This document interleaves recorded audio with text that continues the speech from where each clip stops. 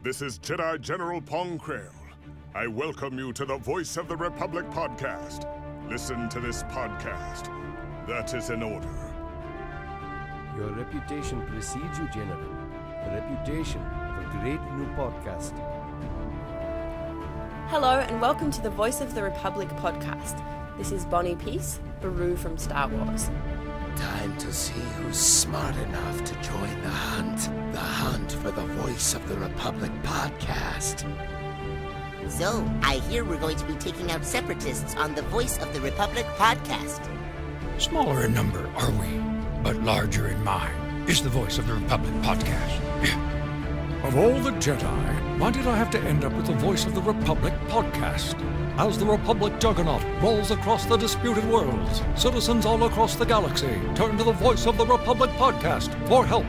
Hello, this is C-3PO, Human Cyborg Relations. Master Luke can't come on the Voice of the Republic today. He's out fighting the stormtroopers that just landed. I shall have him be a guest on the Republic podcast as soon as possible. Oh dear.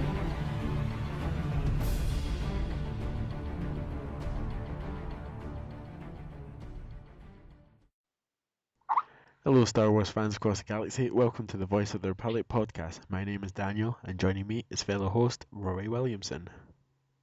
Hello. Another week, another show. There's absolutely nothing, different about that. No. But before we get our first interview of the day started, we'd like to apologize. Wait a minute. No, wait a minute. Too early. We're meant to introduce our friend guest. Oh, yes. Oh, of course. How could we forget about him? What do you mean, we? You forgot. So we have Paul from Freppio's autograph collection with joining us today. So how are you, Paul? Good, thanks. How's you? Great. So, yeah, Daniel, please apologise for... Yeah, so we'd like to apologise for last week for what happened, the whole situation with the John Coppinger interview. There was some, I wouldn't say technical errors, but miscommunications. Well, there you go. But yeah. I was just saying. But yeah, so we'd like to apologise and yeah. Oh no, and Rory. Hello. Hello there. Hello. Is that the Voice of the Republic? Yes, this is the Voice of the Republic. This is the man from Modern Calamari calling, Gerald Home. Oh, well, hello, Gerald. Hello, who am I talking to? Is that Rory? No, you're talking to Daniel. Daniel, hello. Yes, I thought you'd be talking as well. Yes, how are you? I'm doing fine, thank you, and you? That's good. I'm very well. Very hot and very sticky in the outer room here as I sit here with practically no clothes on. Actually, not the outer room. I'm in London. Where are you? I'm based down in Worthing. Worthing? Same island. And we've seemed to have lost Rory. Okay. Oh, that's... Well, you've got me. Yes, we've got you, and then Rory disappeared. Oh. Oh, I heard someone else. Who was that? That's Paul. But okay. The show must go on even though we have a man injured. So I'll start with my question for you, Gerald. Okay. So my question for you is, how has your experience been in the Star Wars community, and did you enjoy your time being part of Star Wars? Wow, two major questions. Let's start furthest back. My time in Star Wars, did I enjoy it? Yes, because Return of the Jedi, as you know, was the third film to be made. We knew the first two had been huge successes all around the world, so you were pretty sure that Revenge of the Jedi, as you know, it was called when we were filming. We knew that was going to be a success pretty much. I don't know if you know that I'm credited at the end of Return of the Jedi as a mime artist. Way at the end of the credits, there's a whole ton of Ewoks, and then there's a section of mime artists. I'm one of those. And you could say, why mime artists? Well, it's because we were acting without words. They wanted people who could act without words to bring these creatures in Jabba's palace to life. And also some of us were hired to go on and be Mon Calamari. So that's the background to what we were supposed to be. So we rehearsed with Jabba before filming started. For 2 or 3 days, we rehearsed from Jabba's palace. Just us mime artists and puppeteers. Nobody else on set. just some technicians, painting and fixing lights and stuff. But then when we came to film, of course, then 150 other people arrive. Extras, the actors, director, production people, makeup people, costume people, carpenters, electricians, and it got very, very crowded. And we weren't featured as much as we thought we were going to be. So that was a little bit disappointing. But my goodness, what a thrill to be there and see it all being made. And of course, this was before CGI. So we didn't have to act to a blue screen or a green screen. All the creatures were there in front of us. It was like reacting to another human being. You didn't have to imagine anything. All the creatures were there in front of you. And, so it was pretty special and fantastic to be part of it. We knew we were part of history when we were filming it. That answers one question. The second one, fast forward 20 years to 2003, which is when I was tracked down by a Star Wars fan who said, would I like to do a convention? And I said, what's a convention? And here we are 10 years later, and I've been to conventions all around the world. I love it. I just love it. I'm not a fan of Star Wars the way you guys are. I don't have the same passion for Star Wars that you do, but I have a passion for the fans. I recognize your passion because I have it for other things, and I respect that passion. And I absolutely love meeting people from different countries where the cultures are very often different, but the passion for Star Wars is the same. So it doesn't matter whether I go to Japan or Dallas or Belgium or wherever, the passion is the same for fans all over the world. And I just love it. And I love mixing different countries and nationalities and introducing people to other people. The Poles to the Turks to the whatever. I love all that. And we can talk a little bit more about that in relation to Celebration Europe in a few minutes' time, if you like. Yeah, definitely. Have I answered the questions? Yeah, definitely. Thank you for answering my questions, and I believe we do have Rory back, so I'll hand you over to him for his questions. Okay. Yeah, I made my return from a galaxy far, far away. Huzzah! So hi. How did you come? Did you use light speed? Yeah, definitely through the Millennium What was your vehicle Falcon. of choice? The Millennium Falcon. It's already taken, I'm afraid. You'll have to choose something else. I don't know. Han Solo is dead. I kind of took it from him. Excuse me. That's the word that doesn't exist in Star Wars.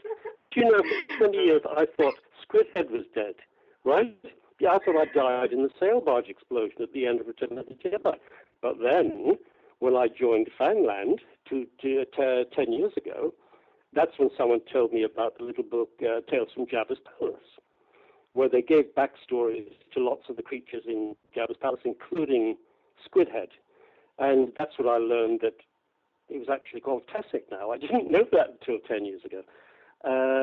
And that, in fact, he didn't die in the sail barge explosion.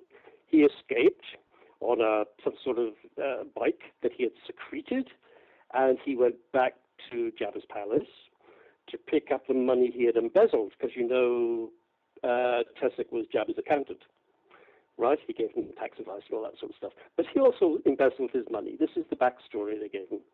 And when he went back to the palace, you probably know all this better than I do. Evidently, he killed a Bomar monk, and eventually another Bomar monk caught up with him. Didn't kill him, but lasered out his brain.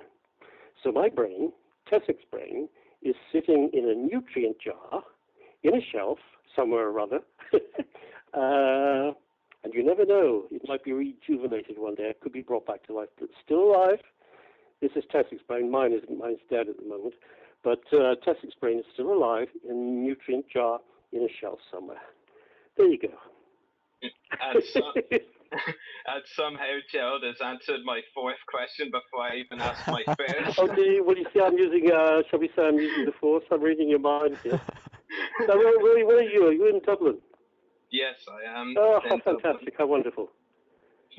Yeah, definitely. So getting back to the questions, my first question was, how did you first get involved with Star Wars? Okay, well, I don't know if you were here when I was telling Daniel. I'm cast at the end of Return of the Jedi as a mime artist. After we watched, there's a bunch of mime artists, 9 of us. And people often say, well, why, you're an actor, why were you cast as a mime artist? Well, one of the things you learn when you're at drama school, I left drama school in 1977. One of the things you learn is mime. And you could ask, well, why do you learn mime to be an actor? And the thing is, even though you're never going to use the mime, probably, it teaches you how to use your body without words. Do you understand? How to get across emotions without the power of words. And as it happened, I was in a mime show. My mime teacher put together a mime troupe. And for a year after drama school, we toured Europe and the UK doing a mime show. And there was a mime director and teacher called Des. And I can't remember the second name. How awful of me. It'll come back to me. And I got a phone call from him a couple of years later. He saw this mime show I was in 1978. 4 years later, beginning of 1982, I got a phone call from him saying he was asked to put together a troupe of people to do a film. He didn't tell me what film. It was top secret at this stage. But it was to put together a group of people who were going to be in this film with no words, no dialogue. They were going to be mime artists. Because the company had spent a year making various creature costumes. And they wanted these creature costumes brought to life. They didn't want to use extras just standing inside the costumes. They wanted people inside the costumes who could move and bring the costume to life. So a bunch of us auditioned. Desmond Jones is his name, Des Jones, brilliant mime teacher and director. So Des got us all together, I think probably about 80 originally, and they narrowed that down to 9 of us. And we moved, and they got us to do various exercises to see what shape we were, whether we were tall or short or fat or thin, and which of these 9 costumes each of the people would fit. And they decided that my movements, because I use, as I'm talking to you, my arms are flying around all over the place. I use them a lot when I'm talking. They decided that I would suit this squid-head character. So that's how that happened. And of course, once you get the costume, they made everything they made the mask in America before they brought it over to Britain to film at Elstree. But once I was cast as Squidhead, they made the mask fit my head. You know, they put blocks of foam inside it, so it would fit my head exactly. And a group of us, like Sean Crawford, Tim Dry, we were also told we would be playing these creatures called calamari men. They weren't called Mon Calamari very often, they were calamari men. We didn't know anything about them at the time. So that's how I got cast. What you might not know, because a lot of people don't know this, I got to know a guy called Stuart Ziff. Now, Stuart Ziff by trade is an engineer. But he's always worked in film. In fact, he worked in all of the original trilogy. And on Return of the Jedi, he's in the cast list as Chief Articulation Engineer, right? He made things work, like Jabba and various other creatures. And Stuart, when you're on a film set, people think you talk to everyone. You don't. You stay where you are. You know, you don't walk around the set saying, hello to your friends. You stay where you are. The reason for that is somebody's probably lighting you. You can't see them. They might be a mile away, you know, but they're lighting you. They're training the camera on you. So you have got to stick to your spot. You don't move. Therefore, you only talk to the people around you. And Stuart was the person who was always around me. So I got to know Stuart. And he knew I was an actor. He knew I'd been in a play in the West End of London for a long time, a comedy called No Sex, Please, We're British, which wasn't rude. It's a comedy. I was in that for 14 months. He knew I was in that. And one day he was at a production meeting with George Lucas and Richard Marquand and all the production people. And they said there were some holes in the plot, the Battle of Endor. There was something missing. So they were going to write some additional scenes.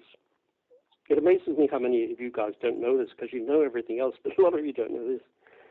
And at this production meeting, they decided to write 2 pages of additional scenes and cast an actor as a speaking Mon Calamari officer along with Akbar.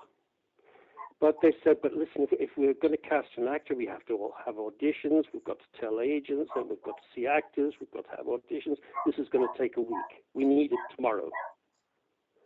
So Stuart Ziff, this articulation engineer, he said, but you've got an actor on set, Gerald Holmes. He's just finished in a long play in London.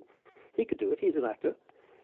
So that's how I came to go home one night with 2 pages of additional dialogue, scenes with Akbar.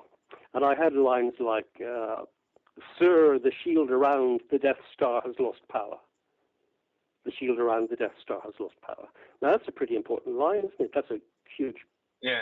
If you take that out of the film, there's a big hole there. So you probably know that instead of that line, which they didn't use in the film, the shield is down. It was replaced by that line, the shield is down, which I didn't say. They couldn't use my lines and my performance because my mask, my Mon Calamari mask, was not made to speak. You know, it wasn't made, the mouth wasn't articulated. So whenever I was speaking, I was desperately moving my mouth and my chin inside to try and make the mouth look like it was speaking, but it didn't work. You know what I mean? You must have seen the film of Akbar's mouth moving with cables and so on. I didn't have that. But if you want to see these on my website, you can see those 2 pages of additional scenes are on my website, and also 2 call sheets that refer to them. The call sheets are dated February the 15th, I think, 1982. And they tell you everything that happened on the film that day. You know, what Mark Hamill was doing, what Harrison Ford was doing, how many people for tea. That's very important in England. Probably in Dublin, too. That's the most important thing. You know, just tell me about tea and how many people. Because the crew in Britain, you know, if the director doesn't say, stop for tea at 4 o'clock, well, the crew just walk off the set. Quite right. It's very civilized, and we all need our cup of tea. Right, am I talking too much, Rory? Did I answer your question? No. Yes, how did I come to be cast? That's how I came to be cast. Yeah. Let me tell you one more thing. I have a thread on rebelscum.com forum. Yeah. Okay, it's I forget the exact title. It's something like Return of the Jedi, Creature History, or Gerald Holmes, Creature History, Return of the Jedi, something like that. Yeah, I read that thread, yeah. Okay, well, if you go to page 5 of that thread, page 5, you'll find what I'm talking about, the 2 call sheets. One of them is yellow, by the way. That means second unit. The 2 call sheets and the 2 pages of additional dialogues. And you can click onto those and download them. And it'll be interesting just to have a look, if people haven't seen them, have a look at the script and see how the film would be different if they'd used the lines. In the script, I'm called Aide. On the call sheets, I'm called Mon Calamari, officer, aide, something else, captain or something. But in the script, everywhere where it says aide, that's what I said. And as I say, you'll find those on page 5 of my thread on rebelscum.com. And I'd love everybody to know this, you know, more people to know this, because you never know, these might turn up one day. Who knows? Yeah, definitely. Yeah, it's very interesting, and I'll be sure to check that out. So my second question for you is, which of the 2 costumes did you prefer, Tessex or the Mon Calamaris? Do you know, I've never been asked that. That's a wonderful question. That's like saying to a mother, which of your babies do you like better? I love them both. Okay, well, they were very different. You see, of course, the only direction I was given, sometimes directors give you lots of direction. Like I made a film with Hideo Nakata a couple of years ago. You know, the Japanese director who did The Ring, a brilliant film the horror film called The Ring. I did a film with him, and he gave me precise direction. It was just brilliant.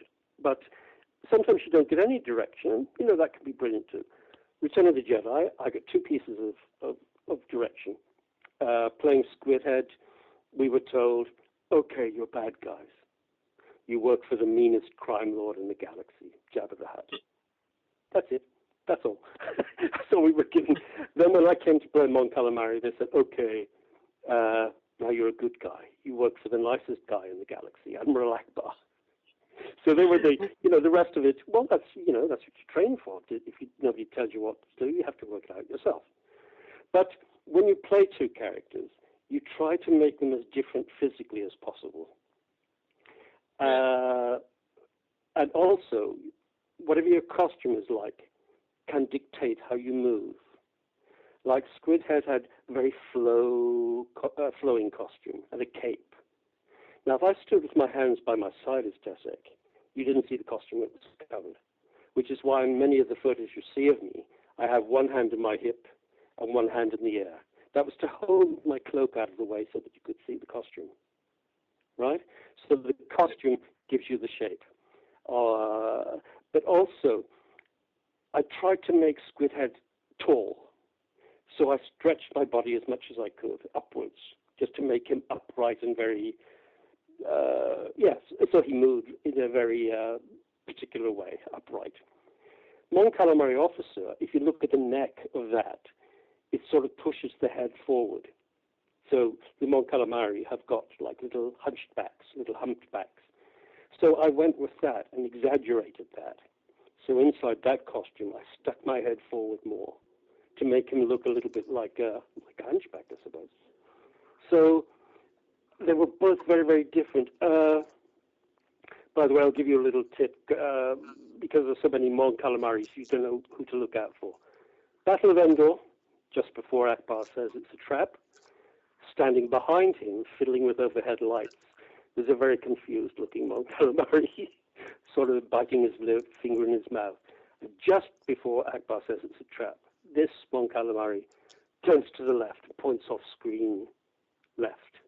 No, off screen right. I point to my left, so you're looking at the screen. I'm pointing off to the right. See what I mean? That's me. Yeah. So you'll see what I mean about the different movements.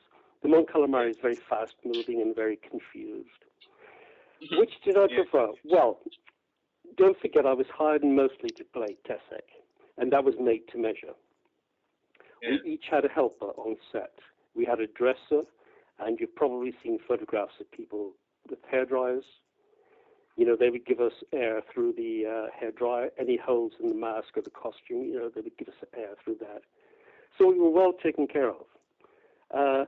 A lot of the Mon Calamari scenes, as I say, the yellow call sheet, hopefully, which you'll see, were the Battle of Endor scenes, which were blue screen, right? So we didn't actually see any of the battle. Now, the only person who knew what was going to be in those blue screens at the time was George Lucas. So he directed those scenes. Not Richard Mark I, because he was on the main set. These were second units directed by George Lucas. If you don't believe me, there's a little book called The Making of Star Wars, Return of the Jedi. Brilliant little paperback book. I think it's on page 154 of that. It talks about George Lucas directing those scenes. But because they were second unit, there were no spare costume people. So very often it was us putting our masks on ourselves, or maybe one person to help everybody get their masks on. Do you see what I mean? We didn't have individual helpers. So from that point of view, I preferred the Tessek experience, just because you knew someone was looking after you, making sure none of your skin was showing, and making sure that I had to be strapped in the Tessek mask because it was so heavy. If I wasn't strapped in, it would fall to the left or the right.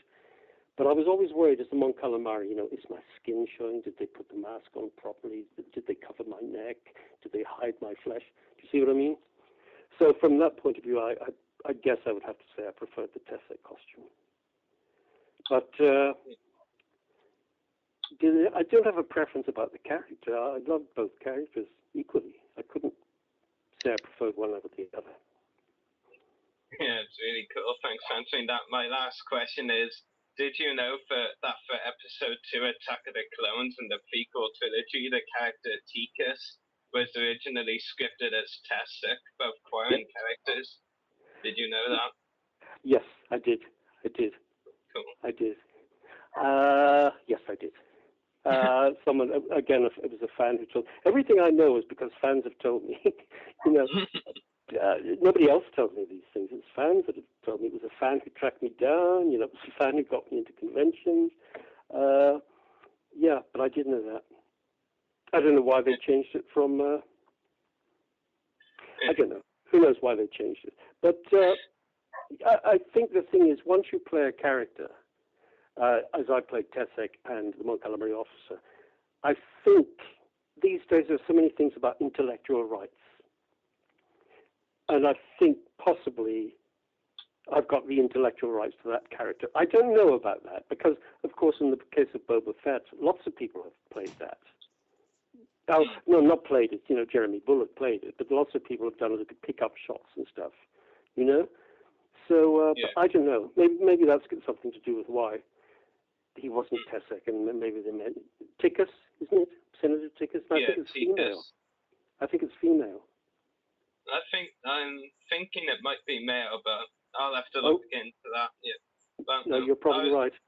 Yeah, I was always under the impression they were both male, but I could be wrong. No, you're probably right. Yeah. Anyway, thank you very much for answering my questions, Gerald. So I'll hand you over to Paul now if he has any questions. Okay, listen, I'm going to meet you very soon, aren't I? Yep, very soon. Excellent. Gerald? Hello there. Hello, you all right? Who am I talking to now? My name's Paul. Paul, hello, Paul. And where are you? I'm in Accrington. Accrington, wow, fantastic. Near Burnley. Excellent, brilliant. This is an international call. Yes. Brilliant. I've just got one question for you. Okay. As an avid convention goer like myself, which conventions do you prefer? Because obviously you did the Burnley show a few years ago with Neil Livesey, and then you're going to do the celebration. So which do you personally prefer? Oh, lordy. That's difficult. I mean, obviously, there's nothing like the celebrations. I did Celebration 3, 4, and I did the first Celebration in London. There's nothing like them. They're just out of this world. They're just so big, and there's so much to do. And at Celebration Europe 2, in 2 weeks' time, you know, I'm going to be involved in 3 panels, which is going to be fantastic. Just fantastic. So they're brilliant. But I also love the little ones. For example, last year, I have a wonderful group called Hollered Estelar in Seville, HES. I mean, I'm not picking one nationality out, but I've known them a long time. And they're very sweet, and they treat me like their granddad or their favorite uncle or something. And I was in Seville. Of course, that's where Attack of the Clones was filmed. We did a very stupid, a very silly recreation of Naboo on the very spot where the original was filmed in Seville, Plaza de España. If you want to go to YouTube and type in Gerald Home recreating Naboo, you can have a look at my expense. I'm being a very silly R2-D2. And that was a very, very small. I thought that was going to be a very, very small convention last November, but it turned out to be just fantastic. You know, lots of vibrant, brilliant people, and of course they take around the city at night and knowledgeable. So I'm not saying that was a favorite one. I'm saying that's typical of many of the small ones. And of course, when it's smaller, you get the chance to talk to people more. You know, at the big ones, of course, I talk to people, but sometimes it's got to be very rushed if you've got a queue of people waiting to talk to you. Do you see what I mean? So there's a lot to be said for both. The bigger ones are exciting, but the little ones can be very personal, and you know, you can go for drinks and lunch with the fans and stuff. And there's a lot to be said for the little ones too. Yeah, I mean, I went. But Burnley, you mentioned Burnley. That was wonderful. Burnley always does a fantastic show. Yeah, I mean, I went to C6 last year, and it was phenomenal. But I do like the small ones. I went to one a few weeks ago with Nick Joseph at Romford, and it was absolutely a phenomenal show. Good. And just when you go to the shows and you're not expecting them to be superb, you know, and they're for charity, and they turn out to be an brilliant shows. I just think they just excel things like that a bit more. Excellent. They're more personal, aren't they? Yes, yes. Yeah. Right, thanks for that, Joe. You're welcome, Paul. Are you going to Celebration Europe? I certainly am. Well, I'll see you there. Come and say hello to me. I will do. Cheers. Yeah, so, Gerald, do you want to talk a little bit about what you're looking forward to at Celebration Europe and some of your favorite past celebration experiences? I mean, you've mentioned the panels. Did you also want to, talk a bit more detail about those? Your panels. Okay. Thank you very much. Yep. Well, the first one is called. I've got two passions, Rory. I've got two passions in Star Wars. I know. One is international fandom. Introducing fans from all around the world to each other. That culminated a couple of years ago. Well, 5 years ago, in SWORA, which was the Star Wars Outer Rim Alliance, SWORA for short.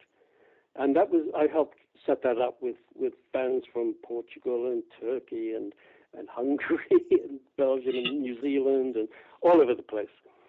And it was a big success. It only lasted for a year for various reasons, but you never know, it might come back one day. And that was just brilliant.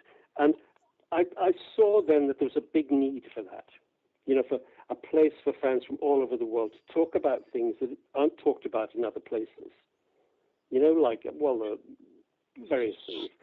But, so I love that. So that's the first panel I'm going to be doing on the Friday at Celebration Europe, Friday, July 26th. It's called International Star Wars Fandom. And on stage with me will...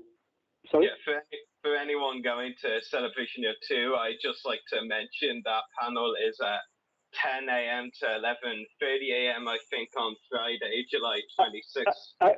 Actually, Rory, it's 10:30 to 11:15. There you go. But yeah, according to the site, who knows? Keep checking, folks, because it might change. But according to the site at the moment, and also Mary Franklin told me it's 10:30 to 11:15 in the collector's stage. And I'm going to be on stage with two of the guys who were in SWORA with me. One from Belgium, who you guys know online, I think, is Som Pieterlee. He writes a lot for the official blog and stuff. He's president of the Star Wars Fan Club of Belgium, TK421. And the other one is Atesh Chaitan. I'm speaking Turkish here. And he's from Star Wars Turkey. He is the face of Star Wars in Turkey. He's also a very impressive Darth Vader. He formed the 501st Outpost, the Turkish outpost. So I know these guys well. We worked together about Star Wars fandom, international fandom before. So we're going to be talking about what fans want with regard to international fandom. Why they want to share information. Is it just to share information with each other? What Star Wars like in Turkey as opposed to Belgium or London or America, because Americans are involved as well. So we're going to be talking about that and hopefully get lots of questions from the audience. On Saturday, I'm going to be in the panel with Tim Rose, Akbar, Michael Carter, Bib Fortuna, and Simon Williamson, Max Rebo. And this is Return of the Jedi Creature History. And that's going to be hosted by Pablo Hidalgo. And that's in the behind-the-scenes stage, Saturday, 3:30 to 5 o'clock. I think that's obvious what we'll be talking about, Return of the Jedi Creature History. And then on the Sunday, that's Jabba's Palace Reunion, hosted by Warwick Davis on the Celebration stage, 12:30 to 1:30. And there's going to be a pile of us on stage with Warwick asking us questions, a pile of us from Jabba's Palace. So that panel on Saturday is Return of the Jedi Creature History. That's more than Jabba's Palace. We'll be talking about Mon Calamari as well, hopefully. It's all the creatures in Return of the Jedi. But on Sunday, specifically, it's Jabba's Palace Reunion. This is the 30th anniversary, after all. Yeah, that's really cool. Do you have any previous celebration experiences that are some of your favorites? Well, there's one. It absolutely blew my mind. I don't know if you were here if you had a ride from the Outer Rim when I talked about this. But when I talk, my hands and my arms fly around all over the place. I'm in a room by myself talking to you, and my hands are talking for me, with me, right? So I throw my arms around a lot. So at Celebration 3, there's a great big long queue of people waiting to, get signed pictures from me. And down the line, there were two girls, which is unusual because it's often guys. There were two young girls. They were giggling and pointing at me. And when they came up, and I said, "And what were you giggling at, pray tell?" And they said, "Well, it's you, isn't it?"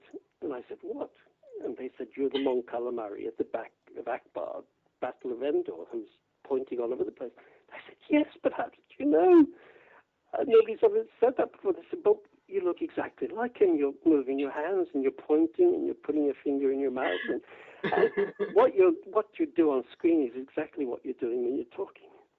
And, I practically cried because nobody had ever recognized this before. And I went round and gave them big hugs, and of course they got free autographs. So I was so chuffed that they recognized that. But you see, there's a lesson in that. While that was good for my ego, if you like, there's also a lesson for you guys in that once you see an actor outside of a costume, outside of a mask, you will recognize that actor, whatever mask he's in the future. So if you were to put me and 10 other people inside a black plastic bag and tell us to move around, you will be able to pick out which one's me because you know how my body moves now. You see what I mean? Yeah. Because I work a lot with the Star Wars fans who like to track down, until now, unidentified performers.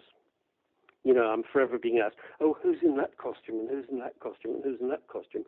And I say, well, very often you can tell. It's like Paul Springer. There were other people said they were reused and various things, and I was saying, no, that's Paul Springer. Look at the height of the body. That's Paul Springer's height.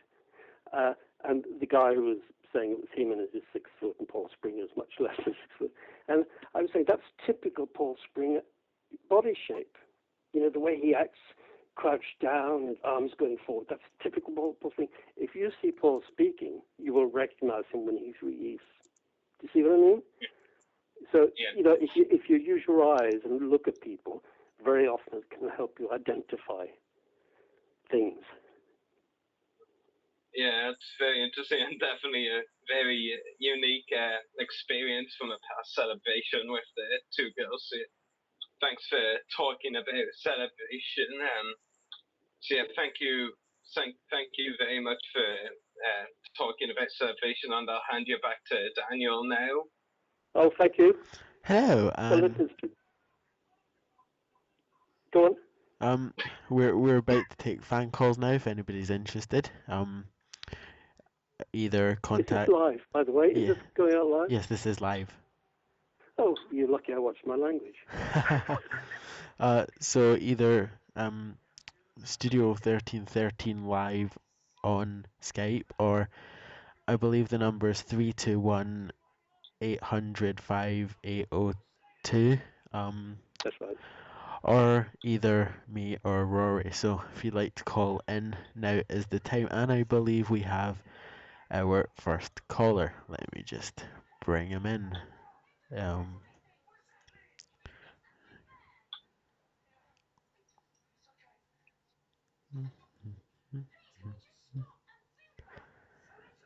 And hello, Johnny. And goodbye.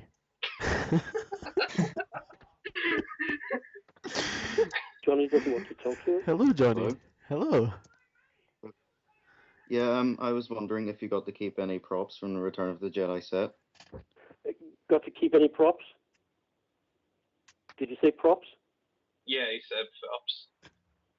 Okay, did I recognize a Belfast accent there, by the way? Is Johnny from Belfast? Yeah, he's from Belfast. Well, so am I originally, so hello, Johnny. Fellow countryman. I was born there. Okay, did I keep any props? What do you think?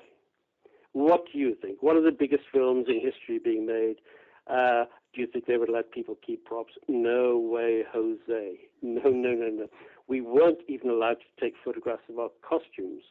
The contract tied up everything. Don't do this, don't do this, don't do this. Which is understandable because they wanted to keep their confidentiality, you know?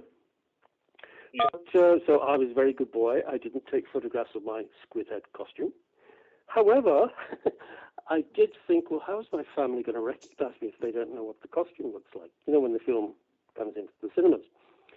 So what I did was I photographed my costume bag. Now, a costume bag is something every actor gets when he's on a film or TV or commercial or something. It's the bag that all the small bits of your costume go into. In Squidhead's case, it was the wristbands and the belt. And on the front of this costume bag, it will say things like, Johnny is allergic to fabric conditioner, don't put that in his costume. See what I mean? Or Johnny has got one leg shorter than the other, or Johnny is missing a finger on his left hand. Do you see what I mean? On the front of the costume bag, it's personal details that costume people need to know about the actor. Like very often, my costume bag, it will say Gerald's left shoulder is lower than his right one, which it is very, very slightly. And that's important to people who are making costumes. They need to know that. So I photographed my costume bag. But I was so paranoid about doing this, I actually turned the label around so you couldn't see my name. And of course, if I had that now with my name on it, that would be like gold dust, that photograph. But, you know, my contract says don't photograph, so I was a good boy and didn't. So, but you know, you can't keep any props or anything. You can't. They all belong to the company, and you've got to respect that. When I was a puppeteer on Little Shop of Horrors, I did keep. I worked on the final song, you know, Mean Green Mother from Outer Space, and there were lots of vines in that, and I got to keep some of the discarded leaves as a souvenir. But you know, that was just 2 or 3 of them that were going to be chucked out anyway. So no, Johnny, unfortunately, no props kept. And unfortunately, as soon as Johnny asked the question, we lost him. So I'm sure he heard. That's why I was answering for him all the time. I'm sure he heard it through channel 113. You'll have to listen to the podcast. Yeah. I'm sure he heard it through channel 1138. Okay. So, okay. Is there any more callers? Yes, I believe there is one more, which is Dan Grievous. So let me get. I know, Dan. He didn't play Tikas. Well, that might just be the question.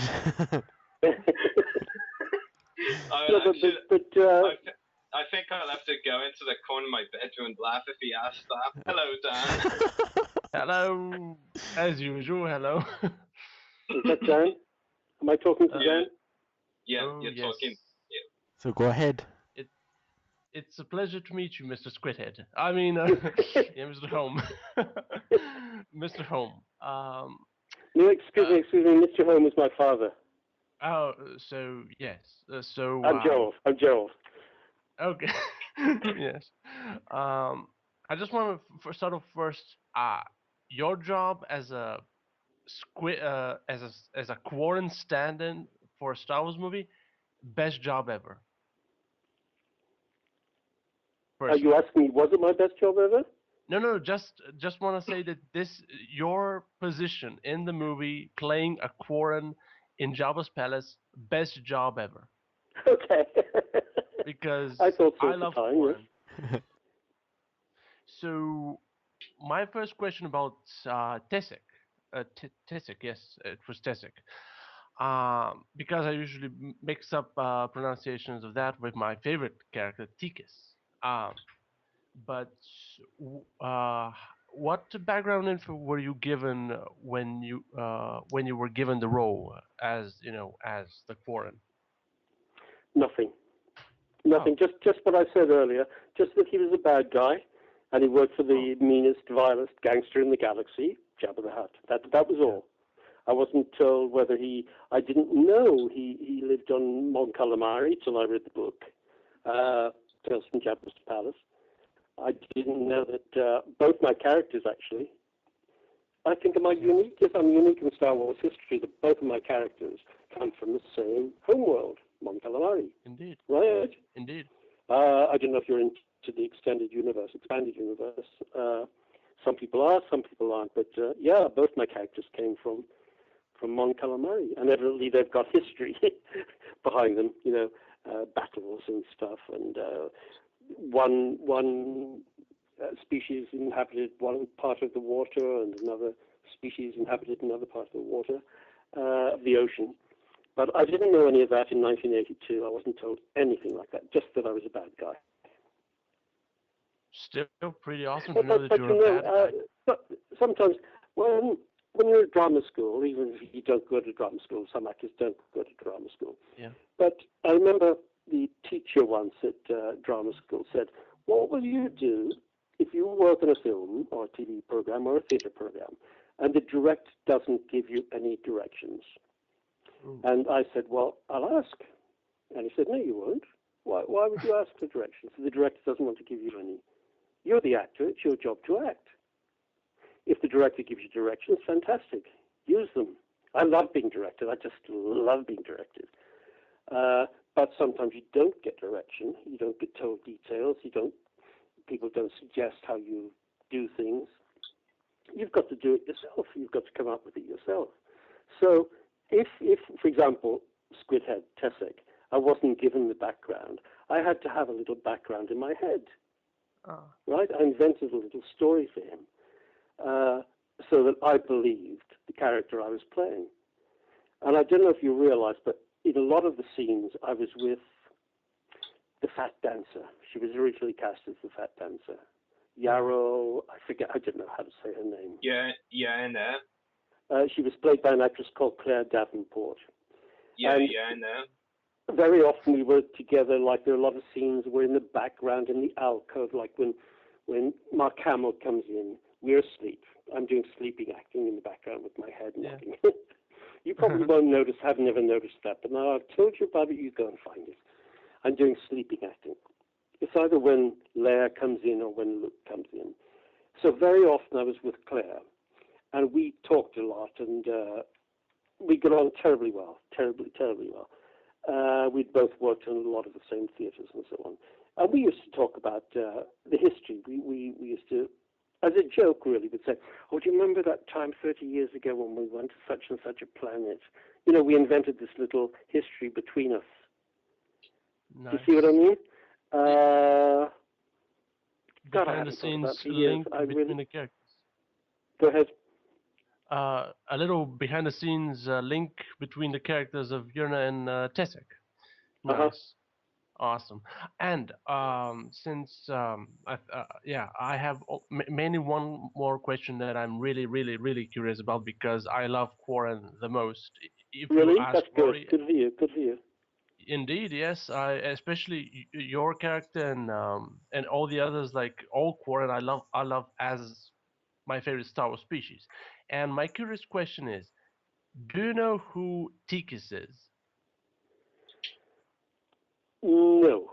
As we were saying before, that I know Tessek was in the drafts for episode 2, wasn't it? Yeah. It was in the early drafts for episode 2. And for some reason they didn't use Tessek, but they used Tikis. Now, I always thought, I didn't know about this until a fan told me this a few years ago, but I thought Tikis was a woman. Rory thinks it's a guy. I don't know, but I think I read that it was a woman. And somehow I would rather be replaced by a woman than another guy. that would be easier for me to take. I could be wrong again, but I think Tikis was made using CG anyway, so I'm really? technically replaced if he was used by CG. And if he wasn't, then I'm not even sure the actor is known if Tikis wasn't CG. So why would they do that instead of using an actor in a mask? Anyway, Dan, have you seen my website? Have you seen the photographs of my website? No, I haven't, but Okay, well, let me tell you about something. There are two, it's geraldhome.com. There are two galleries of photos. One is my career, and the other one is my travels in Star Wars fanland. And if you click onto the thumbnails, there are very often groups of photographs with a caption saying where they were taken. And a couple of years ago, I was the guest at Star Wars, a movie park, Germany. It's very near Bochum. It's very near Essen, movie park, Germany. I was the guest with the German garrison, like 130 guys in costumes. It just looked fantastic on a glorious summer's day. You'll see photographs of this on my website. Yes, I'm looking at them now. Now, the thing is, I know a guy there called Carsten Zacher, a fan. He's in the German garrison. He made a squid head costume. The only one in the world I've ever seen where the tentacles were still on, right? People have often tried, but they couldn't get the tentacles to stay on. Now, during this appearance, what we did, we were in like a cartoon car. You'll see photographs of this on my website. Carsten, dressed as Squidhead, and myself. And we went round the park, waving to the people with 130 Star Wars fans in costumes behind us. It was just spectacular. And then we were lined up with the TV cameras and everything. And as a special surprise, they presented me with my own Tessek mask that Carsten had made for me. So I'm thinking, Dan, are you going to be at Celebration Europe? I wanted to be, but schedule and financial reasons, I cannot make it. No problem. Well, I'm trying to decide whether I'm going to take the mask with me or not. But anyway, have a look at my website. I think it's about 4 or 5 thumbnails in the end. Click onto that. You'll see me I'm actually looking at the pictures right now where you're with a bunch of stormtroopers, full dress Tissik, and you're in a blue shirt. Really, awesome masks. Just wow. Isn't it? Yeah. Since then, he's made a Akbar mask. So I think at Celebration you're going to see him. Well, he's going to be Akbar or Tessek. Nice. Oh, yeah. So let's hope if you're a Quarren fan, let's hope they bring out some more merchandise. Nice. Oh yeah, I do hope. That would be good, keeping my fingers crossed. Yes, I'm keeping my fingers crossed. Okay, good for you. Yes, thank you very much for your answer, and it was a pleasure. Thank you for. Pleasure for me, Dan. Thank you. Well, listen, where are you from? I'm from Bulgaria. Believe it or not. How fantastic! Indeed. Thank you for joining us tonight, Dan. It was a pleasure. May the force be with you. Bye-bye, Dan. Take care. Take care. Bye-bye. Bye. Bye-bye. Oh, so that's all the fan calls we have. I believe he was the first fan from Bulgaria I've ever spoken to. Ah, interesting. How brilliant to see. I love that. This is Star Wars unites the world. Definitely. Yeah. So that's all we've got time for our fan calls. And yeah. So thanks for joining us tonight, Gerald. Oh, you're most welcome. I've enjoyed it. Glad you enjoyed it, and we've loved to hear all your answers. Okay, I hope I didn't talk too much. I can tend to get carried away. Oh, don't worry, it's very interesting to hear all that. Oh, I'm glad. Well, listen, thank you for inviting me. You're welcome. Those of you I'll see in 2 weeks' time in Germany.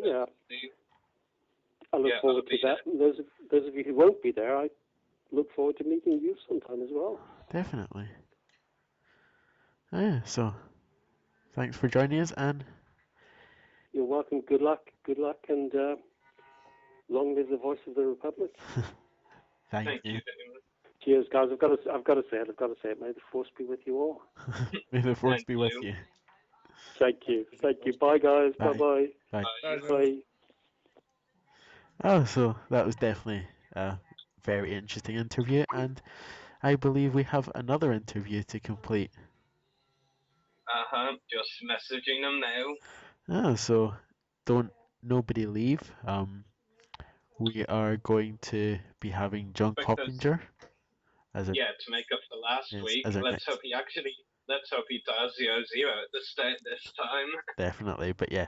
So don't leave us. We're having another interview right now. As soon as we get him into the call, and he'll be able to. Well, that's quite obvious. Yes, and I mean, we can't have until he gets. just like, hello there, Invisible John. But yeah, so make sure you send in your fan calls when we finished interviewing him, and yeah, so we shall just wait until he comes. And he's here, I believe.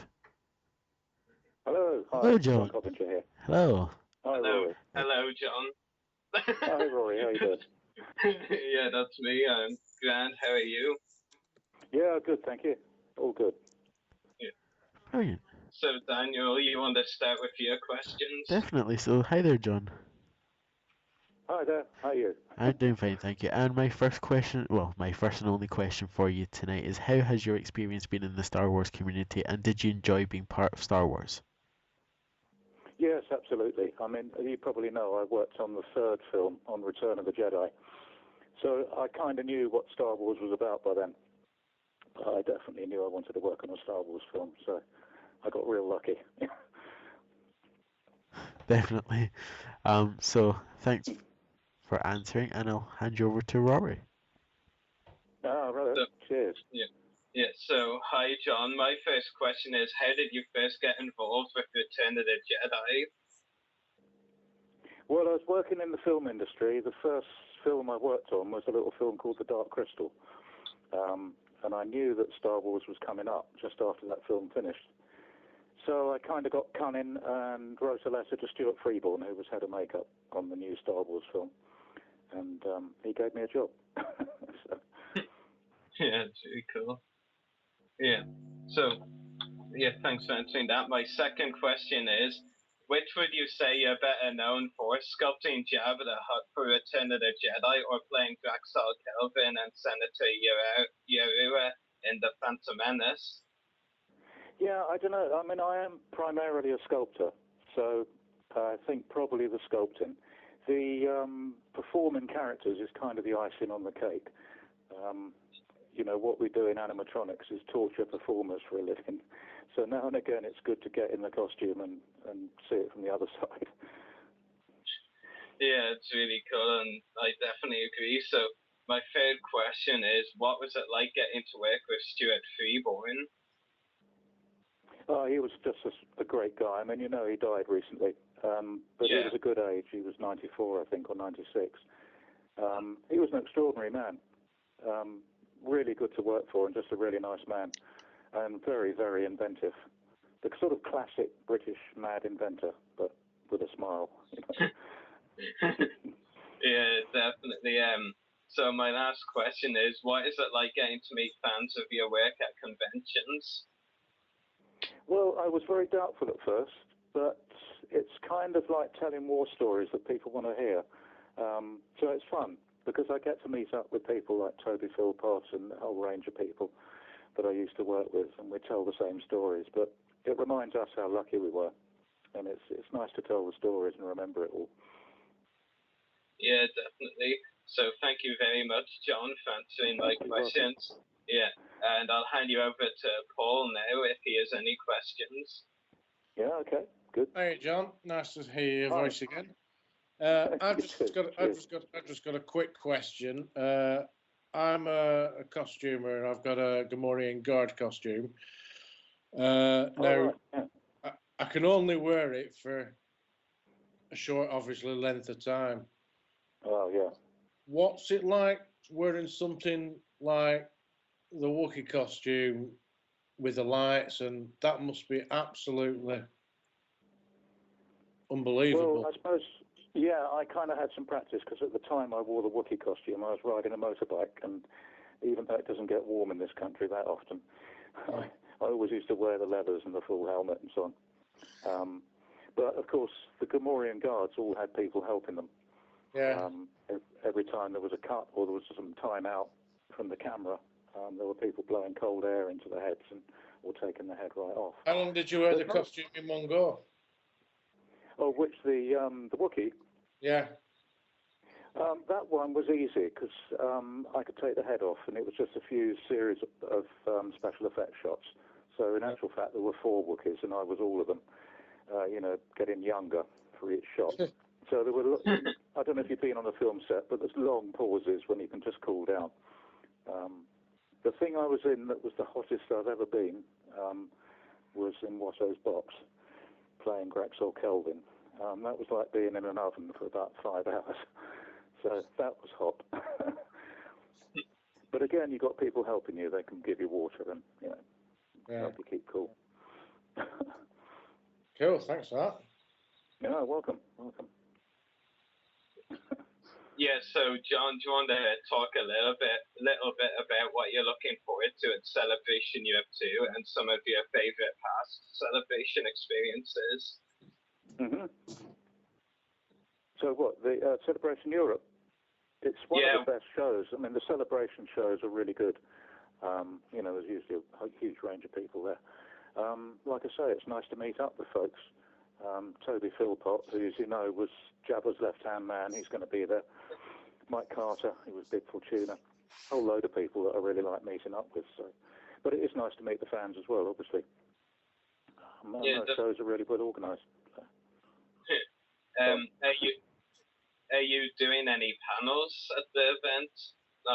I'll be honest, I haven't checked the website, but there will be panels. Yeah, I'm sure there are. You'd have to check on the website. You'd know more than me on that. But there's nearly always Q&A sessions. Yeah, I think there was a Jabba's Palace reunion one, so I presume you're listed to be part of that one. I think that's on Sunday. Yeah, they're definitely going to organise something because the whole thing revolves around it being the 30th anniversary and Yeah, I mean, the 30th anniversary is definitely the main focus, and of course, upcoming, Star Wars projects like Episode 7, Star Wars Rebels, and, upcoming stuff like that. Yeah. But yeah, definitely there's a huge focus on the 30th anniversary as well, with all the Jabba's Palace guests like yourself.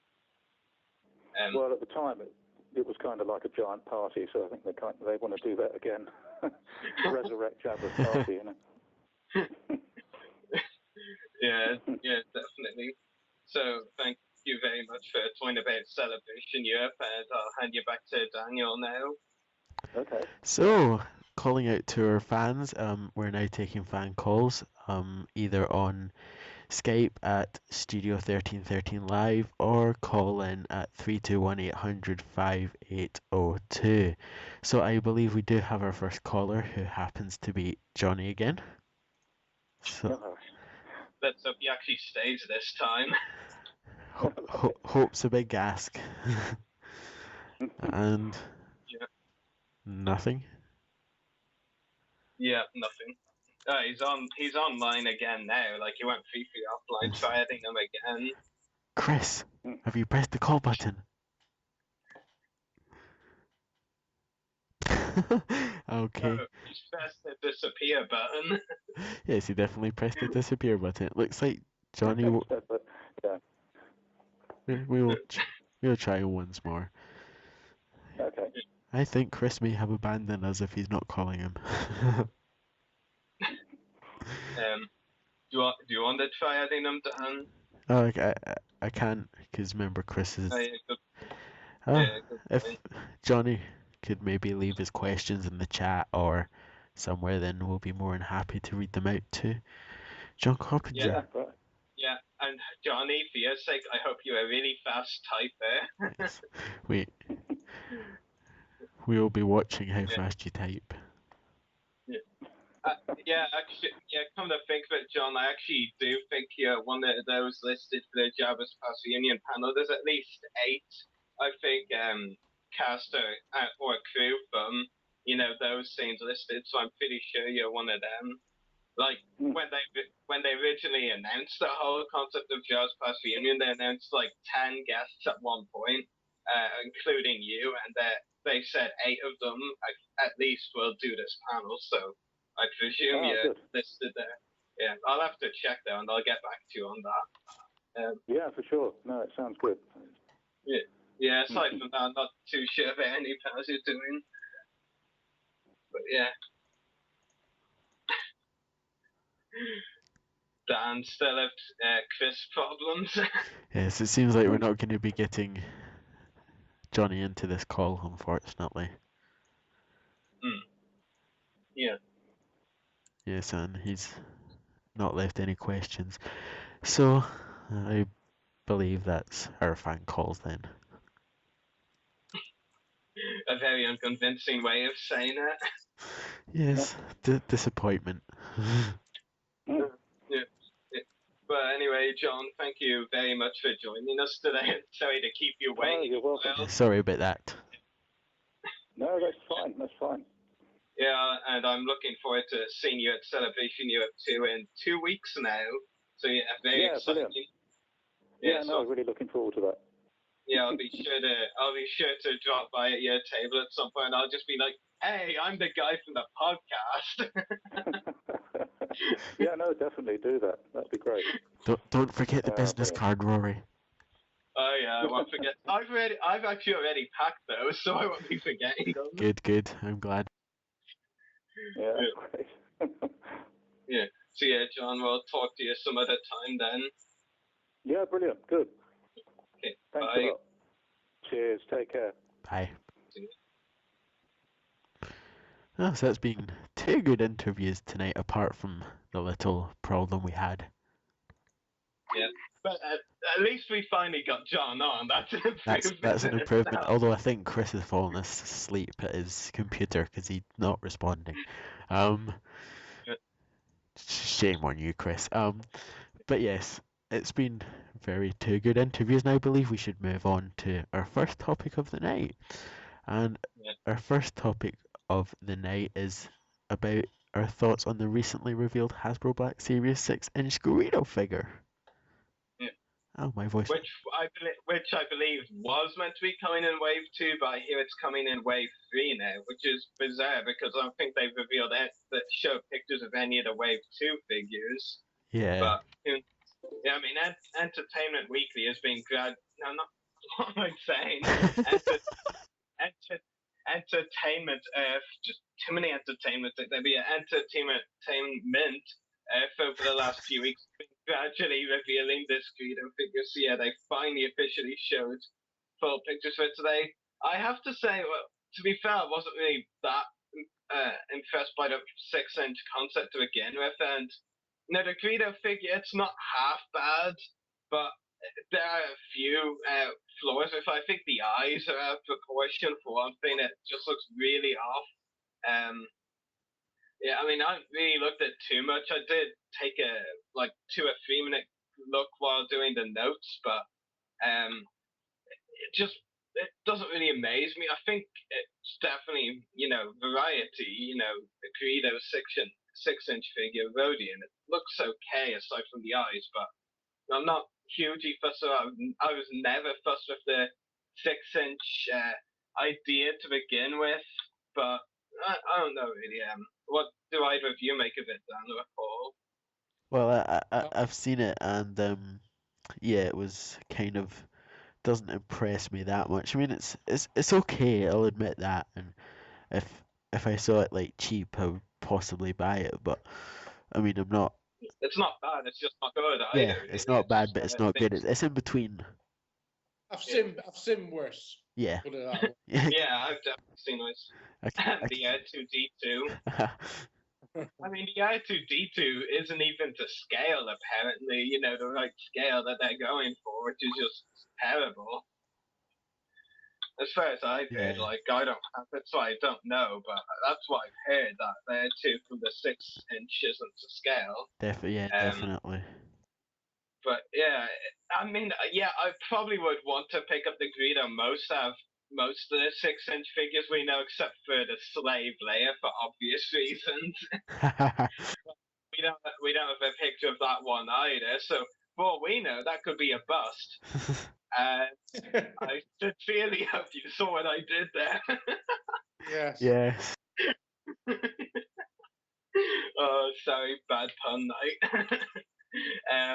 But yeah, I think that's all we really need to say before I go insane. So new topic. I think we should go into the next topic before anything gets worse. So our next topic is also our thoughts on the upcoming Kmart exclusive Imperial Scanning Crew 2 packs. The first pack is Imperial Officer and Stormtrooper, and the second pack is Black Clothing Imperial Officer and Grey Clothing Imperial Officer. Now this I love. This has actually been rumored for a while. I'm not sure if you're aware, Dan. Yeah, I remember. rumored. Yeah, it's been like rumored since 2009, and now we're finally getting visual proof that we will get some point. And the fact that it's two packs, I think the idea that it's two different two packs is great. I mean, adds for a lot more diorama if you want. Yeah, just really good. I mean, I hope they get over to the UK or somewhere. But I actually managed to pick up one of last year's KM exclusives, the ATS Deep Food. Yes. And the driver and the gunner for £10. Not bad. Yeah, really good deal at a convention in February. So, one of the Imperial Officer and the Stormtrooper, I really like that. I think they both look great. I think the Stormtrooper helmet design is actually very interesting, not in a bad way.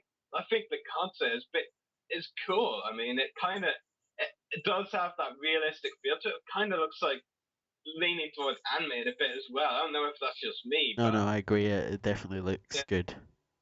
Yeah, it looks that Stormtrooper, like it looks really good. I mean, I haven't bought a Stormtrooper figure in a while, but I want that one.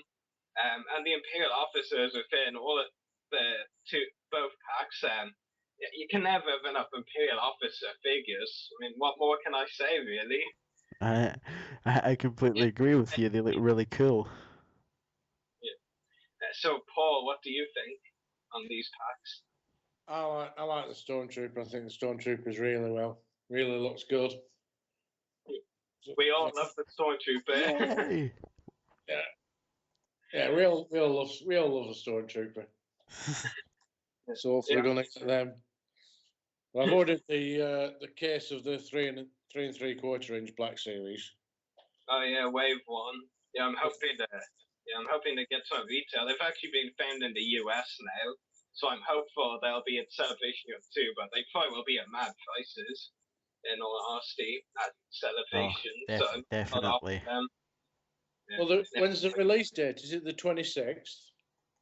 I think so. In fact, in just a week or so, I think I'm not sure if you've heard about it, Paul, but they're doing that UK first European release of the Black Series in like a week, I think, the 19th. Yeah. Jedi News and with Jeremy Bullock in tow as well. Yeah, should be really interesting. Yeah. I mean, I can't make it for that first European release of the Black Series on that UK trip, but yeah, hopefully we'll see them at Celebration and more figures, obviously, revealed by Hasbro at their panel. Obviously. Yeah. Definitely. Yeah. Newt, want to move on? Yeah, so I really like our next topic of tonight, and it's discussing our thoughts on the Sideshow Collectibles Clone Troopers Echo and Fives 2-pack. Now, Waxer's your clone. Yes, but I do admit this looks really awesome. Yeah, I can't wait for it. Yeah, I've seen a few pictures of it. They do look really good. Yeah. Those of you who don't know, it's 12-inch Echo and Fives. Oh, I hear that echo. Echo's come to visit us. Again. Yeah, the Echo and Fives. It's the 501st versions from X Troopers back in season 3. 12-inch scale, lots of accessories. Yeah, like I said, the Camino outfit design. It would have been really cool if they, had interchangeable helmets between 501st and X Trooper, but obviously they can't do that. Obviously, they have to include a lot more accessories for that, so it's understandable that they're not. But yeah, I still think they're really cool. I wouldn't mind picking up that Echo and Fire Sideshow Collectibles 2-pack at some point. What do you both think? If I had the money, I'd pick it up. Yeah, I think it really does. I'm just looking at it now on the website, and I just think it looks quality. Definitely. I mean, I've not actually bought any sideshows yet. I'm going to start collecting them, I think. Yeah, I think either.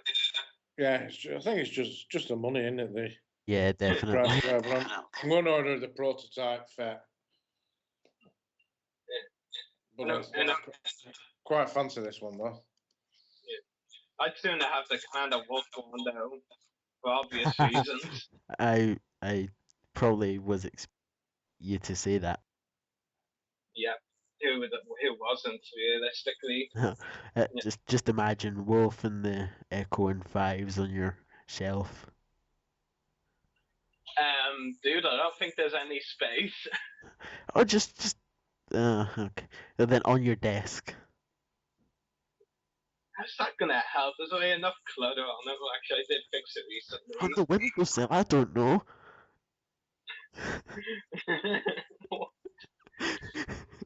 Anyway, before you get even more random, Next. so I'll move on to the next topic, which makes me really happy. So I shall hand this over to you then, if it makes you really happy. So finally, after the organizers basically not telling us anything since October related to their Star Wars convention, they finally, only today I think, listed on their website the return of Invasion Dublin, which will be returning 2014. Yeah, you probably around the same dates as either April or May. Like first time I went to was in April. Last year was May, so could be either. It could even be June. But yeah, I'm very happy. I mean, the thing they've announced a date. Have they? Yeah. That's weird. I only saw it that it was coming back next year. Did they actually 4th to 7th of May 2014. 4th to 7th of May? Yeah. Yeah. Well, no offense, Paul, because that's great and all, but like, I'm just gonna stay a bit skeptical because that's pretty much the exact date that the 2012 one was. Just of course with the 2012, I should say. I keep having to remind myself there was no Invasion Dublin this year. Yeah, I'm just. It's great that you're saying that, Paul, but I'm sure you can understand, why I'm going to stay a bit, wary for now. Welcome to Converse. My name is Amanda D. Coleman. We are here at Invasion.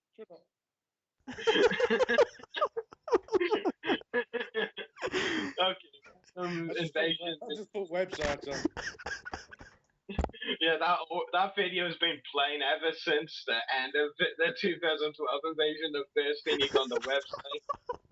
Like, I went on the website for the first time in like a few months because I was tipped off that they had posted that Invasion Dublin would return next year. And the first thing I had, boom, dun, dun, dun, weird music like that. And I was like, oh, I forgot about that video. But yeah, I mean, I'm just really happy that Invasion Dublin is definitely coming back. I'm really looking forward to it because ever since Invasion Dublin 2012, we've had a few tippets here and there. We've had a Belfast show, but no news related to Dublin. What's also interesting is they didn't rule out the possibility of a Belfast show as well. So we'll have to wait and see if they have a Belfast one in October, like there usually is. But that's actually interesting as well because it's after Celebration 6, which several members of the Emerald Garrison went to. They actually shared some pictures of some of the main members or even the organizer with Sorosodi, and they said either one, we're hoping to get such and such to come to our show, or we're going to have such and such to our show over the next couple of years or so, which is very interesting. And a couple of those I remember off by heart would be Mike Quinn, who would play Neen Num, obviously, in Return of the Jedi, and then there's David Acord, one of the sound editors in the Clone Wars, also voiced some robot characters like I think the medical droid or something. No, not the one I'm thinking of from not Rising Lands.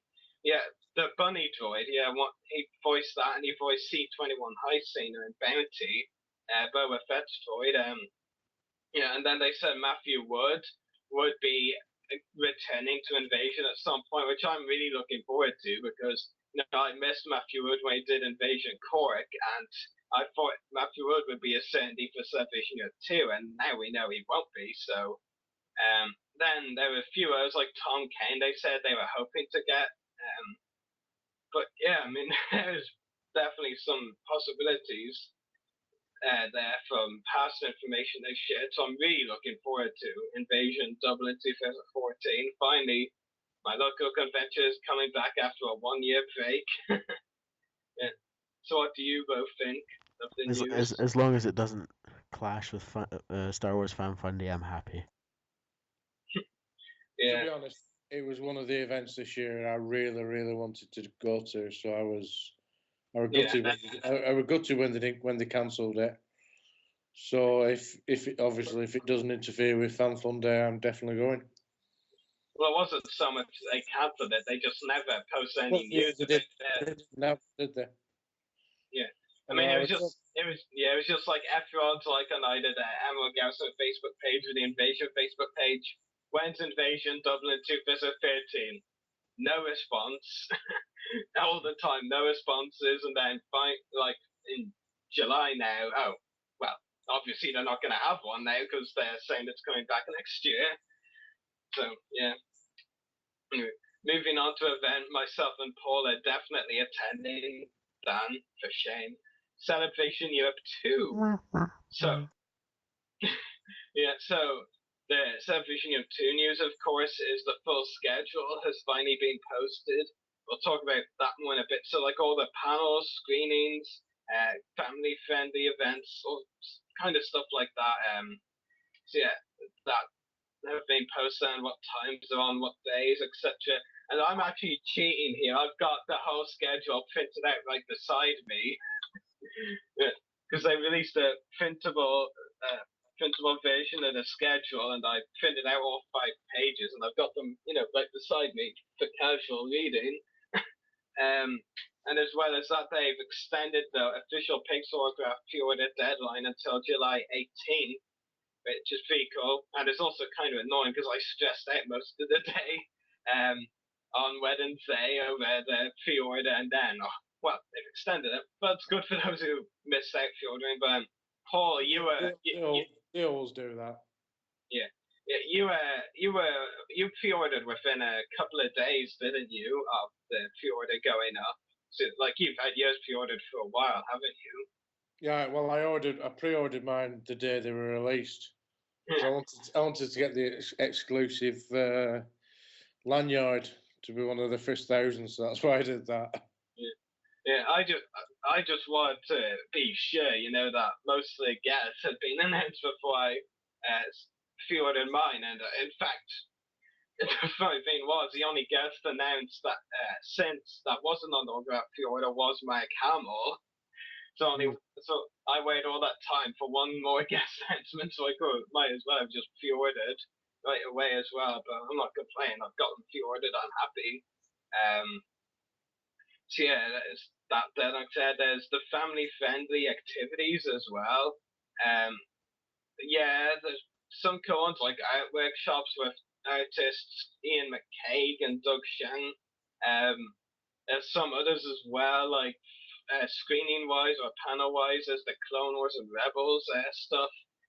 First look at Star Wars Rebels, of course.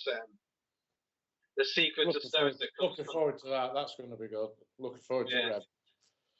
Yeah, that's probably what I'm most looking forward to at the event. If we get some preview clips or a trailer, even better.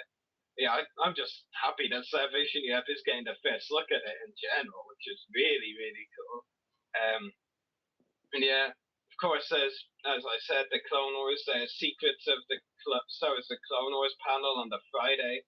And then on both Friday and Saturday, the Darth Maul from Season 5 exclusive screening and flowing as if it's a movie. So yeah, that's really cool. Are you going to go to that screening, Paul? No. Yeah, I'm going just in the hope that there's a bonus content trailer at the end, which I'm keeping my fingers crossed for. You know my view of the Clone Wars. I just can't. Well, you don't hate it though. No, I don't hate it. I just can't get it. I just can't. I'm struggling. I don't know. I'm original trilogy through and through. I think it's good to be honest, I think it's brilliant that they did it because it's brought a lot of new characters. It's brought a lot of new fans.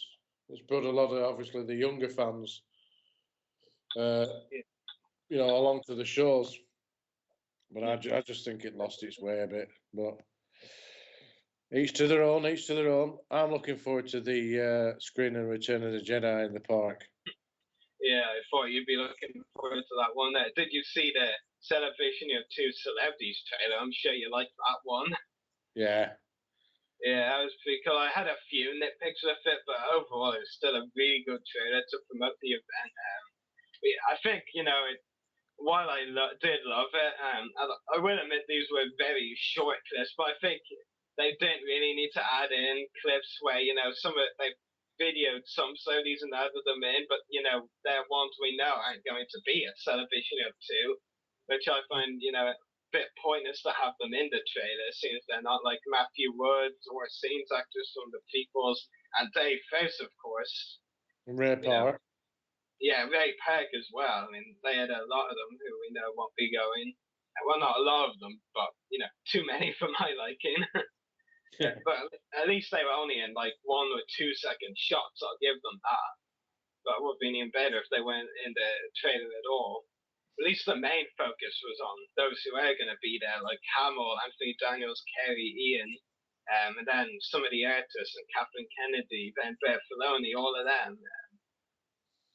Yeah, definitely. I thought that trailer was pretty good regardless. It was actually funny because I was at one of my German friends actually was the first to bring the trailer to my attention, and the first thing he said after I watched the trailer and was geeking out about it, the first thing he said was, "Oh well, Kerry, you tried." Yeah, so obviously implying she didn't say what the German correctly at the end, but yeah, I mean, but at least she, went for it and tried to say something because she didn't have to. It was a good touch, well, a nod to the German fans. Yeah, and also, of course, we know there's one guest pending confirmation. So, Paul, who do you think it is? I'm going to put my neck out. I'm going to say Samuel L. I mean, to be honest with, in my opinion, I don't think it's definitely any one particular guest. Like, I think there's valid reasons for any of the three, rumors that are there. I mean, Samuel L. Jackson, we know he's in London right now, so he's already in Europe. And we've only got 2 weeks to go, so he's pretty close. I mean, that's a pretty good chance right there that he's going to be at Celebration Europe too. Christopher Lee, who we know they've asked, but again, we don't really expect him to go, but the simple fact that they've asked and they haven't denied that he's going, well, haven't said that he said no, leaves that there's still a possibility he's going. And Harrison Ford as well. I mean, that would be crazy, and it would be like just a big wow, like jaw dropping for fans if he goes. But I think Harrison will be there, but I don't. He's obviously not going to be doing the autograph because I know he's at San Diego Comic Con. Yeah, I mean, the sole reason he would attend Celebration of Two, really, I'd say, would be to confirm, his appearance in episode 7. Like, we've already got Mark and Kerry. Anthony has said he'll be dropping episode 7, hence we presume he'll be there in episode 7 too. And then you've got Kathleen Kennedy, Doug Chan and Ian McKay were confirmed to be back in Star Wars as artists. There's a lot of episode 7 guests there, or guests that could potentially be there to talk about episode 7. So yeah, Harrison, I think there's a good chance to be thrown into the mix. But like you said, he may not be doing autograph signings. We'll just have to wait and see, really. But I think, like I said, I think there are definitely valid reasons to believe any of Samuel L. Jackson, Christopher Lee, or Harrison could attend. I mean, bearing in mind they've not actually. All they've said is there is one new guest. They've not actually said he's going to be there. They've not said it's going to be an autograph guest. They've not said anything like that whatsoever. So just have to. I'm just excited. I'm just ready now.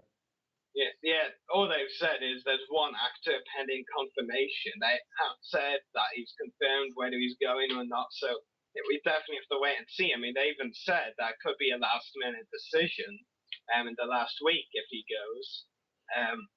Yeah, Paul, aside from Rebels, of course, which we've already discussed briefly, what other panels are you looking forward to attending? I'm looking forward to going to a couple of the collecting ones. One of the real ones I want to go and watch is well, not panels, but I want to go and watch the Save the Lords Homestead one. Yeah, I think that's interesting. well. Yeah, I still need to plan out completely which panels I'm going to because I know probably I won't be able to get into a few of those. But right now, I'm on the Friday. I'm hoping to go to international fan clubs with Gerald Home. I mean, that would be a great panel to attend. I'm just hoping to get into that one, but it'd be a great panel. And the thing you've got to, which I struggled with last time, is you set your planner for the panels, and then you can end up being in the autograph queue so long that you end up missing your panels. I mean, to be honest, my first advice to anybody going to any celebration is the first day just get your autographs, because you can be hours in the queue for Carrie Fisher, her panel, and I think I was in for about 5 hours. That was just queuing to get in the panel. Well, to be honest though, like I'm only going for some of the smaller names. It's not bad if you're going for the smaller ones. I mean, Ashley's going to be a massive queue. Yeah, and Tim Morrison possibly as well. But those are the two, biggest ones. The rest shouldn't really have long lines, I think.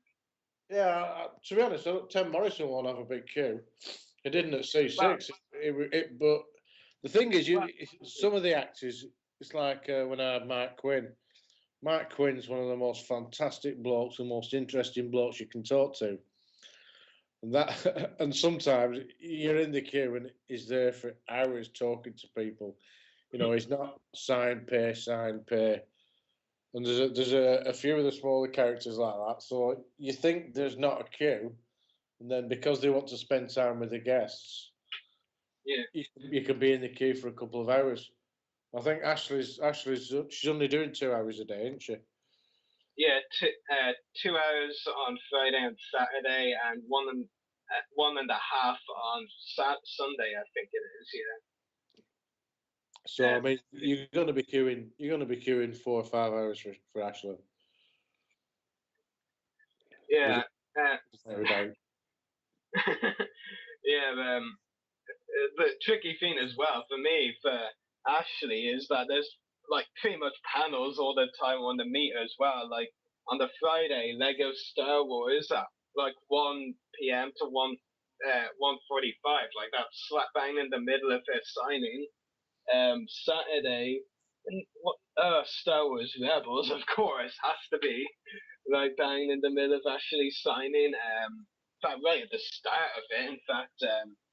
And then on the Sunday, Hasbro. Hasbro will be good. Yeah, I'm hoping that the Lego will be good as well. Usually, what Lego do is and this is a weird thing I've always found with Lego, they always show pictures of they always show a picture of one Lego set, San Diego Comic-Con, maybe a minifigure from another set. And then all they do at the celebrations, so they go, right, no pictures, all you get is a list. And basically it's a list of what sets are already rumored, just that confirmed now. It doesn't really add to much if you think about it. But yeah. I mean, hopefully they show some celebration pictures this time around, and hopefully, I mean, I don't know about some Lego fans out there, but personally, I'm not hugely fond of the exclusive tins they do for minifigure, mini Lego model, and few other things like instruction books. Like, I'm not really a fan of those tins that they do as exclusives. But that's just me. Getting back to the panels as well. On Friday, like I said, International Fan Club of Gerald Home, Lego Star Wars, Secrets of Star Wars, The Clone Wars, definitely attending that one. Might even be a few bonus content clips in there. And I'm hoping to attend the Darth Maul screening on the Friday, because like I've basically been saying, right, I'm gonna make different days, aimed at different parts of stories I like. So I'm like, right, Friday is the Clone Wars because all the Clone Wars stuff is really on the Friday. I mean, the Darth Maul screening it carries on onto the Saturday, but aside from that, there's no Clone Wars stuff really on the Saturday or Sunday, to my knowledge, I think. Where's my Saturday schedule? Oh yeah, here it is. Kathleen Kennedy's celebration premiere. I've been saying to my friend Graham is going with me, like we might as well queue up once we get in because it's her first appearance. She's the new professor of Lucasfilm. That's going to be a long queue, when you say, Paul. Yeah, I'd say so. I think Yeah. I think the Catherine Kennedy is going to be massive. Definitely. Especially being one of the few guests this time around who hasn't done a celebration before. I think Ian McCaig is possibly the only other one, but he might have done the first celebration. I know Doug Chang did this first ever celebration, but not sure if Ian did. Possibly he did. I'm not actually too sure on that. Let me see. Actually, so is Rebels because on to 1:30. Around kind of the midday, around the 2 p.m. time. There's not a lot of panels I'm hugely fussed on. I might go try to Ben Bear Anthony Daniels, or I could use that time for a bit of autographs. I don't know. I'm hoping to attend a Return of the Jedi feature history that Gerald mentioned with him, Michael Carter, Tim Rose, and Plum Williamson. That would be an interesting. Yeah, that sounds interesting. Yeah, and then Saturday evening, can't miss it really. Carrie Fisher, Straight Talk from a Princess. Yeah, really hope to get to that one. How long would you say you'd have to queue for that one? Because I probably want to get a few autographs before then as well. I went to Carrie Fisher's last time, and I was queuing for about 4 hours, and then they told us we wouldn't get in, but we stayed anyway. So we stayed for another couple of hours, and we were lucky because we ended up getting Jedi Knight tickets. So we literally went straight to the front. Nice. But it's, yeah, but you know, that's it. You've got to be careful because you can be queuing so long, and then you'll end up missing what you really want to see. So you really have got to plan it. Yeah, definitely.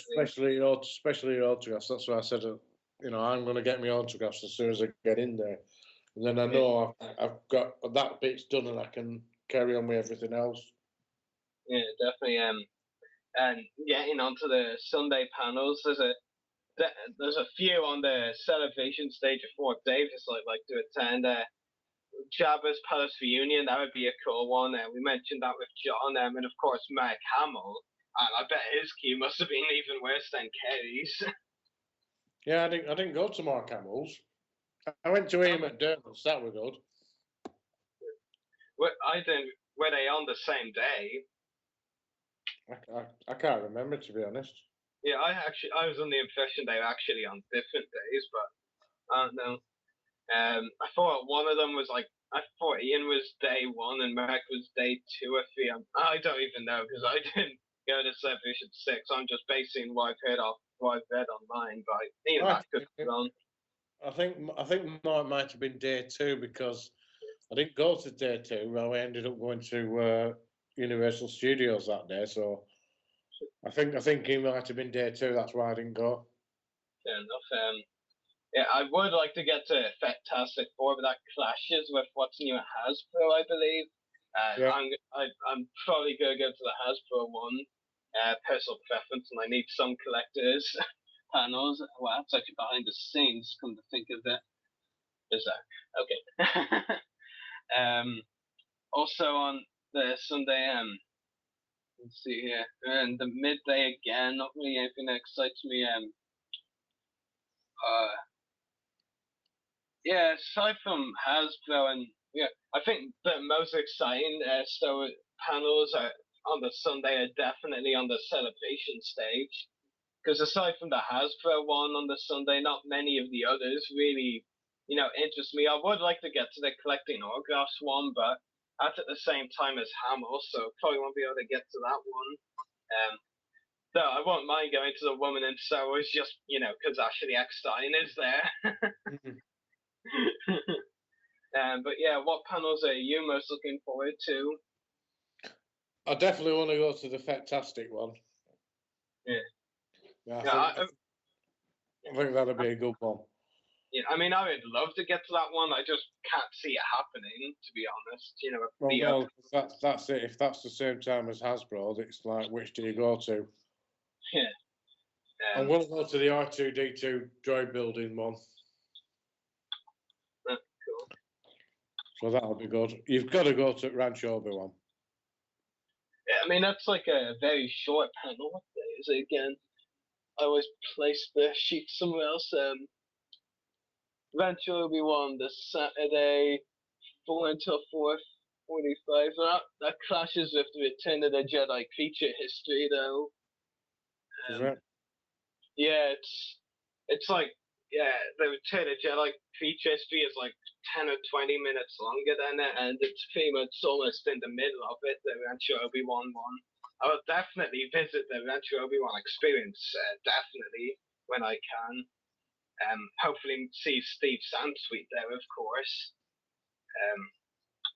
I really doubt I'm going to get to the panel, though, but I would love to. I mean, for a while, my friend, Graham, who I just mentioned going with, we were thinking, we'll go see Attack of the Clones 3D. Sure, it's on all 3 days, we'll be able to go to it. And now, from all the stuff that's been announced, I mean, myself and Graham have pretty much agreed on we're not going to go see Attack of the Clones in 3D. It just clashes with so many other things we want to go to. There's just no way we can get to it. No. Yeah, really. And you know this better than anyone. That's really the thing of celebrations, You have to pick some things you really want to do, and you have to pick some things you may wanted to do, but not so much, and just go, not doing them anymore, if you know what I mean. Yeah, it is. It's hard work, but it's just amazing. Absolutely. And the best thing about it is meeting everybody. Yeah, definitely. Especially the celebrities for me. Yeah. I mean, I met some good friends at C6, so definitely worth going. Yeah, definitely. I had something on my mind to say there, now I forgot it.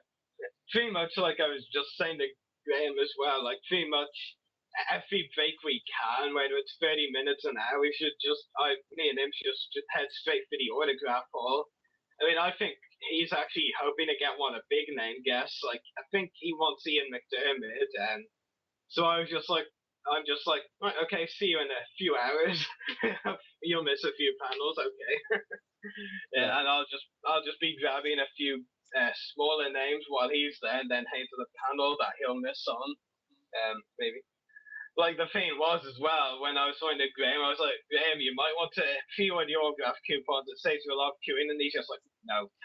And I'm just like, oh, okay, I've pre-ordered mine, so that saves me queuing. If he goes for Ian McDermott, get him to sign it the Emperor. Yeah, I saw your autograph for that. That was pretty cool. He doesn't do it. He doesn't like signing the Emperor. Does he actually not? I saw a few of his Celebration 6 autographs, and they were just simply his name, Ian McDermott. I didn't see the Emperor or personalized on it. Aside from your one, I think your one was the only one that had Paul to whoever or the Emperor on it. Yeah, he doesn't like signing the Emperor. Because I was from UK, he did it. I'm sure I could tell Graham to put on a UK accent and he'd get the Emperor. Yeah. That's actually pretty funny. I mean, pretty much first thing on Friday, I'm hoping that, before I go to Gerald Holmes' panel, at least get one or two autographs from the really lesser known ones right away. Maybe Toby Philpott. I'm presuming he won't have such a big queue. I mean, I'd like to get him right away. And of course, Toby, of any of the Celebration you have two guests, so probably known longest. Because we interviewed him, I think it wasn't October, and that was when we first started. It was November or December. So yeah, I think it was December 7th or 14th. So known Toby for a pretty long time. We've had him on episodes since, I think, a month or two ago. So yeah, I'm really looking forward to seeing Toby, and I made him the same promise that I made John, that I told him, I'd say, hey, I'm the guy from the podcast. I'd actually just laugh if they were wondering, okay, who the hell is this guy? But that would be just really funny though. But Actually, it was yeah. December the 9th. Well, so I don't remember that being a Friday. Sorry, December the 8th, I think. I don't remember that being a Friday either. I will go back in time. Yeah, December the 7th. Yeah, that's what I said. So yeah, because I knew when I messaged them, it was all in the line 7th, 14th, 21st, 28th. So you tried to correct me and failed, dude. Yeah, you ready to wrap up? I think so. Yes, so make sure to check our YouTube channels. The podcast is www.youtube.com/user/voice of the Republic 1. Mine is You could sound at least a little bit enthusiastic, you know. Mine is www.youtube.com/user/14 Squeaking does not make enthusiasm. /14 Mr. Ass. Rory's is www.youtube.com/separatist-destroyers. That one just never gets old. Check out Paul's Facebook page and website. First of all, www.facebook.com/pages/3PO's autograph collection, and his website. Fepio's. Paul, you're here now. Please tell him it's Fepio's. Sorry? Threpio's autograph collection. He keeps saying Fepio's, and I'm like, no, it's Fepio's. I mean, tell him it's Fepio's. No, it's 3PO, but I do the double. Doesn't mean it's that. That's why I did it. It was originally my Xbox, because it's my sign on Xbox, and they wouldn't allow me to do the double E, so that's why I did it that way. It's just got carried away and got on everything now, so. And also check out website www.3po.co.uk, and check out Gerald's website at geraldhome.dr/mall.com, and also check out John's website www.johncoppinger.com. Don't forget to check out our friends at the Clone Wars Weekly podcast at www.facebook.com/pages/Clone Wars Weekly, and check out Channel 113 on Facebook, where we broadcast live to you every week at www.facebook.com/channel1138. And also don't forget to check out our sponsor, Hunter Toys, www.facebook.com/pages/Hunter Toys. And finally, before we say goodbye, I'd just like to quickly say, help Voice of the Republic battle glycogen storage disease. Me and fellow co-host Andrew Willis will be doing You're a co-host now? I said me and co-host Andrew Willis. I'm pretty sure you said fellow co-host. And we'll be doing a charity bicycle event, a 44-mile route on the 10th of August, and we are raising money for this disease. You can find our page at uk.virginmoneygiving.com/team/the Crusaders. I'm sorry, but that title is hilarious. So far we've raised £105 of our £200 target, so You said 108. that's including gift aid. Without gift aid, it's £105. Touche. But yeah, so any money will help, and yeah, in return you'll get to see me and Andrew suffer 44 miles on a bike. If you even last that long. Yes, well, it's going to be 3 weeks of intense and hard training, trust me. But yeah, so that's all for tonight. We've had 2 great interviews, and we've chatted a lot of topics. So, from Rory, Paul, John, Gerald, and me, Daniel, may the Force be with you, Star Wars fans.